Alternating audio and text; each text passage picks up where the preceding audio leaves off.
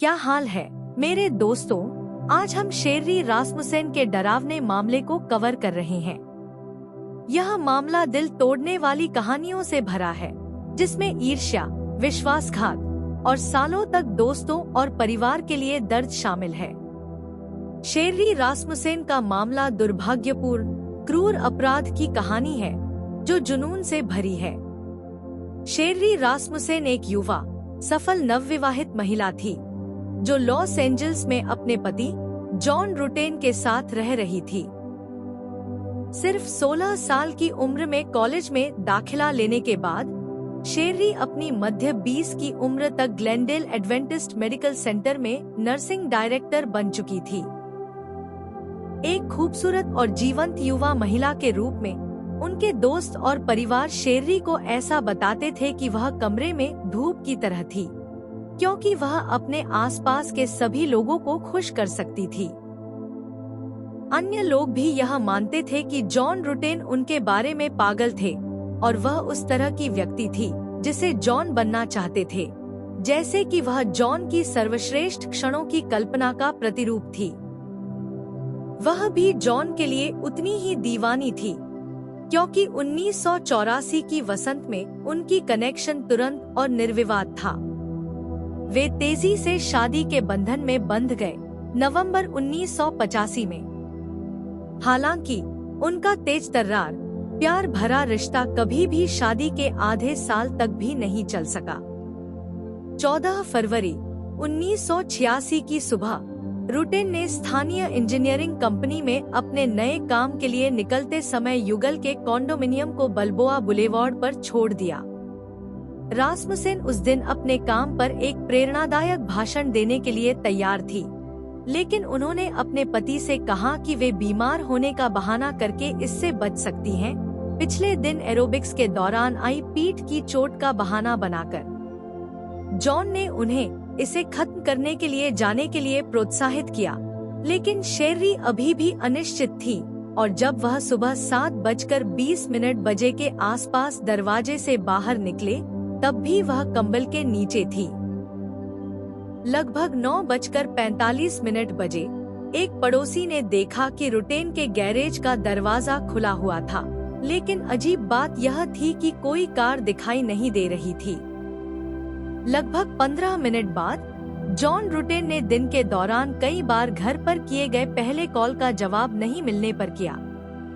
शुरुआत में उन्होंने यह मान लिया कि शेररी ने कक्षा में जाने का निर्णय लिया है और उन्होंने इसके बारे में ज्यादा नहीं सोचा। हालांकि जब जॉन ने उसकी सिक्योरिटी को फोन किया, जिसने उसे दिन भर आते नहीं देखा था, तो जॉन के थोड़े और चिंतित हो गए कि शेररी फोन क्यों नहीं उठा रही थी, और यदि वह घर से बाहर गई होती तो उन्होंने उत्तर देने वाली मशीन को क्यों नहीं चालू किया। शायद वह जल्दी में घर छोड़ गई थी और भूल गई थी। हालांकि रासमुसेन की बहन ने भी फोन किया, लेकिन कोई जवाब नहीं मिला। पास के एक यूनिट की सफाई करने वाली एक नौकरानी ने बाद में दावा किया कि उसने लगभग 12:30 पर ऐसा कुछ सुना जो 2 लोगों के लड़ने जैसा लग रहा था, और फिर कुछ गिरने की जैसी आवाज आई। जब रुटेन शाम को घर लौटे तो उन्होंने गैरेज का दरवाजा खुला पाया और ड्राइववे पर टूटा हुआ कांच बिखरा हुआ देखा। इसके अलावा उन्होंने पाया कि वह रासमुसेन को सगाई के उपहार के रूप में खरीदा था गायब था। रासमुसेन की सुबह की योजनाओं के कारण उन्हें यह अजीब लगा कि वह बाद में बिना उन्हें बताए बाहर चली गई होगी। नवविवाहितों के घर के अंदर रुटेन ने दुखद रूप से रासमुसेन को लिविंग रूम के फर्श पर निश्चल पड़े हुए पाया। उसे 3 बार गोली मारी गई थी। वहाँ संघर्ष के संकेत थे, क्योंकि हर जगह फर्नीचर उलट-पुलट गया था और ऐसा लग रहा था कि शूटिंग से पहले रासमुसेन के सिर पर एक चीनी मिट्टी का फालूदा तोड़ा गया था। जॉन को दीवार पर बर्गलर आर्म के पैनिक बटन के पास एक खून से सने हाथ के निशान ने हैरान और भयभीत कर दिया। मदद के लिए एक डरावनी पुकार जो दुर्भाग्य से अनसुनी रह गई। शेरी के पास आत्मरक्षा के निशान और उसके चेहरे पर एक चोट भी थी जो संभवतः बंदूक की नली से लगी हुई प्रतीत हो रही थी। घातक गोली एक कंबल के माध्यम से चलाई गई थी। जाहिर तौर पर आवाज को दबाने के लिए जॉन ने तुरंत पुलिस को बुलाया और एक गहन फॉरेंसिक जांच शुरू हो गई। जांच कर रहे अपराध विशेषज्ञों ने रासमुसेन के हाथ पर एक काटने का निशान देखा और चोट के स्थान से एक महत्वपूर्ण स्वाब लिया। एलएपीडी के जासूसों ने मामले की जांच करते हुए जल्दी ही निष्कर्ष निकाला कि रासमुसेन को एक चोर ने आश्चर्यचकित किया और मार डाला। रासमुसेन के पहनावे, एक बाथरोब, नाइटी और अंडरवियर से संकेत मिलता है कि वह किसी आगंतुक की उम्मीद नहीं कर रही थी। हालांकि पड़ोसी यूनिट में काम कर रही नौकरानी ने दिन में पहले चीखने और लड़ने की आवाजें सुनी थी, लेकिन उसे बंदूक की गोली की आवाज सुनाई नहीं दी। उसे लगा कि पूरा मामला घरेलू विवाद था और उसने पुलिस को फोन नहीं किया। अधिकारियों ने निष्कर्ष निकाला कि अपराधी इलेक्ट्रॉनिक उपकरण चुराने की प्रक्रिया में था जब रासमुसेन ने उसे पकड़ लिया और इसके परिणामस्वरूप आभूषण पीछे छोड़ दिए गए और वाहन को भागने के साधन के रूप में ले लिया गया। एक हफ्ते बाद परित्यक्त BMW बरामद हुआ, लेकिन दुर्भाग्य से इससे कोई नया सबूत नहीं मिला। अजीब बात यह थी कि घर से लिया गया एकमात्र अन्य सामान जो गायब था वह था युगल का विवाह प्रमाण पत्र। जॉन रुटेन को उनकी पत्नी की हत्या के संदिग्ध के रूप में जल्दी ही खारिज कर दिया गया क्योंकि उनके पास ठोस अलिबी थी और कोई स्पष्ट मकसद नहीं था। शेररी से केवल कुछ ही महीनों तक विवाहित रहने के बाद रुटेन ने इस हद तक शोक मनाया कि उन्होंने अपनी नौकरी छोड़ दी और पूरी तरह से नए सिरे से शुरुआत करने के लिए लॉस एंजल्स छोड़ दिया। जैसे जैसे जासूस शेररी रासमुसेन के निजी जीवन में गहराई से खोदने लगे, यह जल्दी ही स्पष्ट हो गया कि उनके पिता निल्स रासमुसेन के साथ उनका बहुत करीबी रिश्ता था। निल्स अंततः इस 23 वर्षीय ठंडे मामले को सुलझाने में मदद करने का एक महत्वपूर्ण हिस्सा बन गए ताकि अंततः अपनी बेटी के लिए न्याय प्राप्त किया जा सके।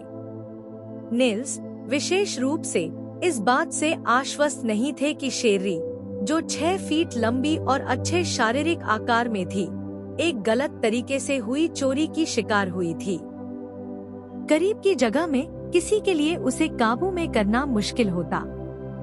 जासूसों ने शोक संतप्त पिता को एक बार बताया था कि घटनाएं 1.5 घंटे तक चली हो सकती हैं, जो कि घर में मूल्यवान वस्तुओं के पीछे जाने वाले चोरों के लिए असामान्य समय था।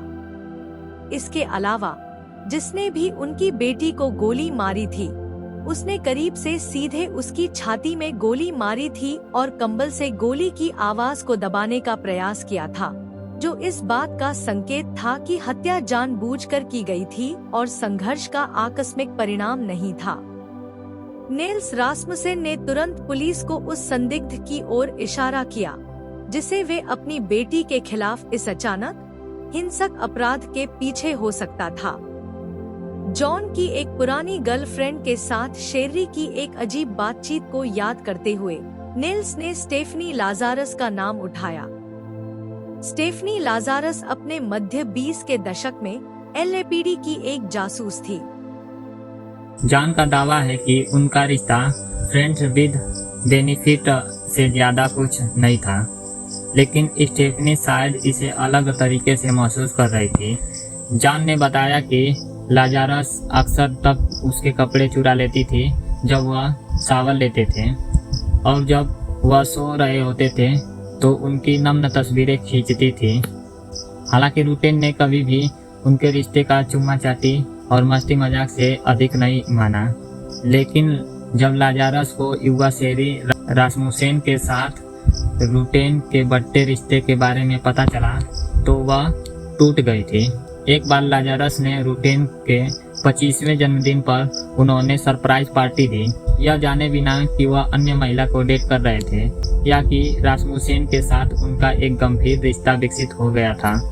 जब अगस्त 1985 में उन्हें पता चला कि रूटेन रासमुसेन के साथ गंभीर रूप से जुड़े हुए हैं, तो उन्होंने रूटेन की मां को एक पत्र लिखा और कहा, मैं वास्तव में जान के साथ प्यार में हूँ और पिछले साल ने मुझे बहुत तकलीफ दी है।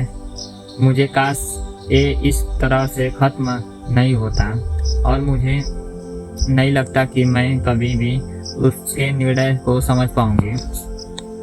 उनकी सगाई के दौरान जॉन ने तस्वीर किया कि लाजरस ने उन्हें एक बार फिर से मिलने के लिए बुलाया जब उन्हें उनकी सगाई के बारे में पता चला और वह बहुत दुखी थी। जॉन के अदालत में आंसुओं और पछतावे के साथ इस मुलाकात को याद किया। उन्होंने इस मुलाकात के बारे में रासमुसेन को सब कुछ बताया था और उनसे शादी तोड़ने की विनती की, क्योंकि वह जीवन में केवल शेरी का पति बनना चाहते थे। शेरी ने इसे स्वीकार कर लिया था।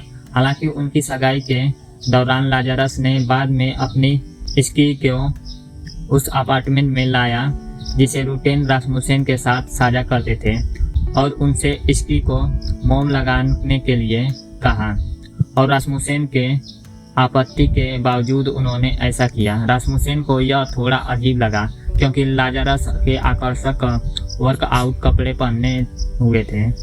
लाजरस के जानने के बाद शेरी ने जॉन से पूछा कि क्या उनका रिश्ता वाइक में खत्म हो चुका है। जॉन ने शेरी को समझाया कि वे दोनों सिर्फ दोस्त हैं।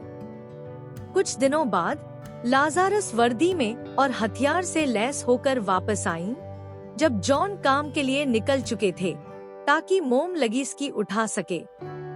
स्वाभाविक रूप से शेरी इन मुलाकातों से हिल गई थी और उन्होंने अपने मंगेतर से लाजारस को उनके अपार्टमेंट में आने से रोकने के लिए कहने की विनती की।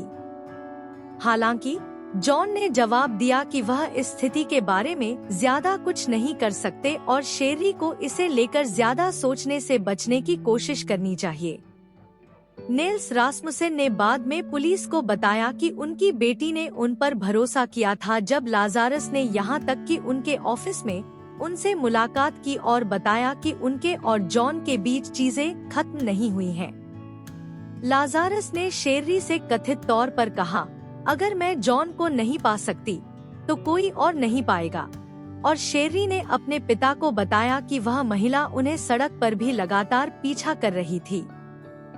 हालांकि इस घटना का कोई अन्य ठोस सबूत नहीं होने के कारण शेरी के पिता के बयान को किसी गिरफ्तारी या एलएपीडी अधिकारी के खिलाफ जांच के लिए पर्याप्त नहीं माना गया। नेल्स का दावा था कि उनकी बेटी ने जॉन को इस बात के बारे में नहीं बताया कि लाजारस ने काम पर उन्हें कितनी गंभीरता से संपर्क किया था, क्योंकि वह अपने रिश्ते की स्थिति को लेकर अधिक चिंतित थी, न कि अपने जीवन के किसी संभावित खतरे के बारे में। दुर्भाग्यवश नेल्स के लिए इसने इस संदिग्ध बातचीत को और अधिक अविश्वसनीय बना दिया।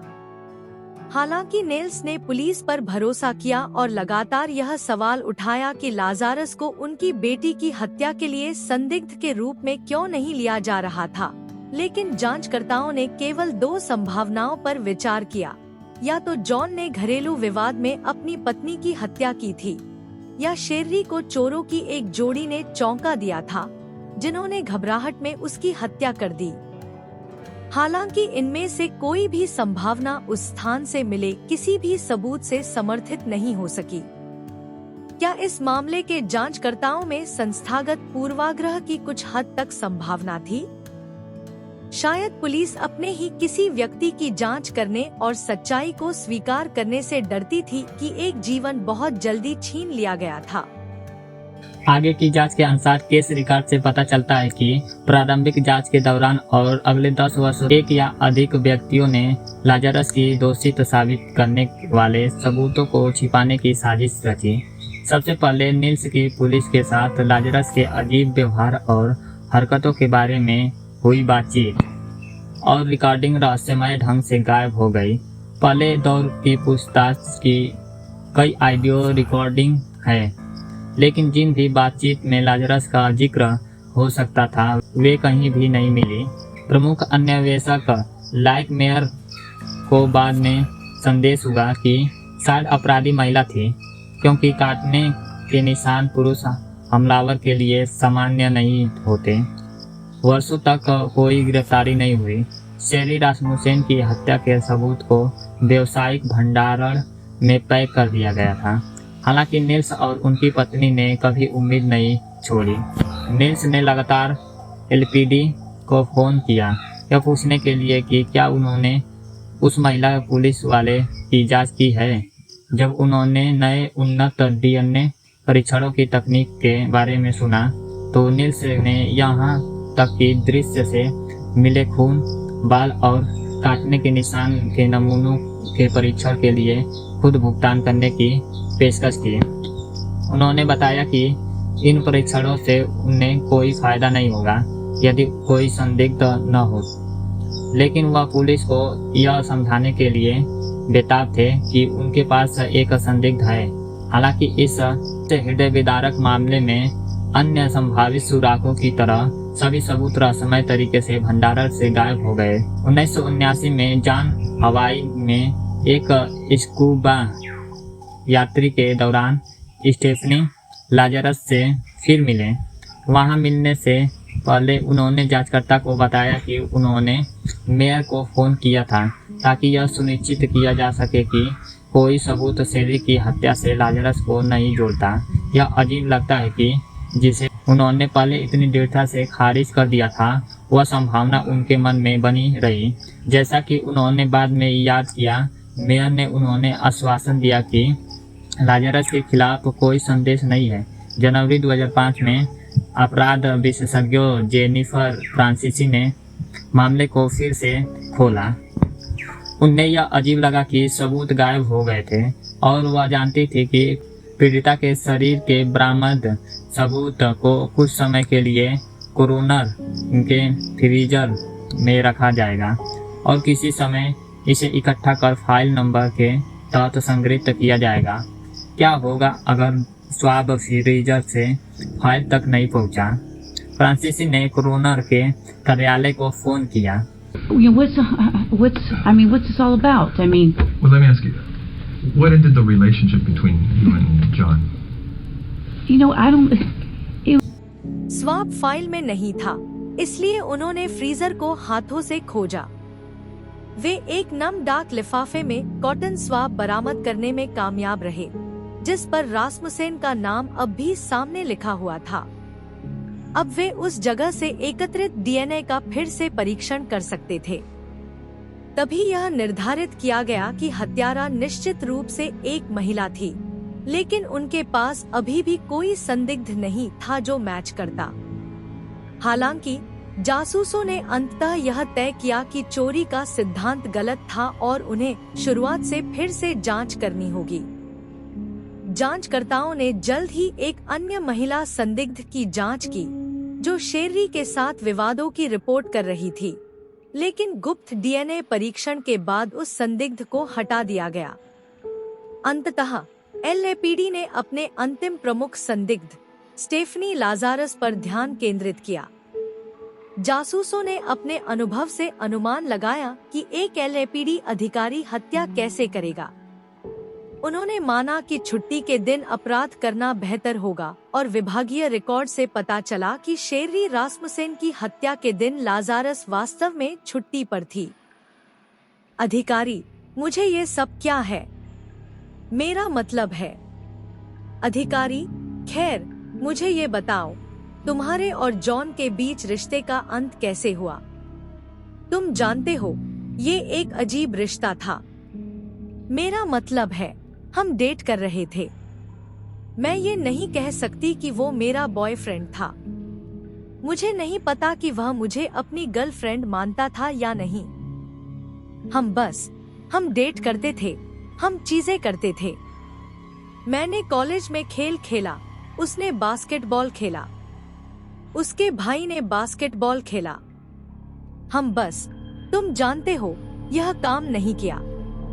महिला वाचक, लाजारस से डीएनए सैंपल लेने का समय आ गया था।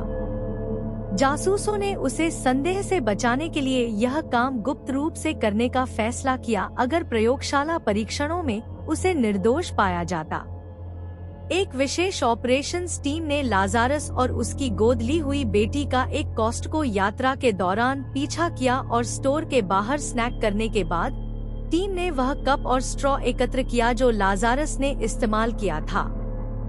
2 दिन बाद प्रयोगशाला ने पुष्टि की कि उस स्ट्रॉ का मुंह वही था जिसने 23 साल पहले एक हिंसक संघर्ष में शेररी रासमुसेन के अग्रभाग को काटा था। अधिकारी, क्या तुमने कभी उसकी पत्नी से मुलाकात की थी? हो सकता है कि मैंने की हो। Met his wife? I may have. Do you remember her name or anything, or?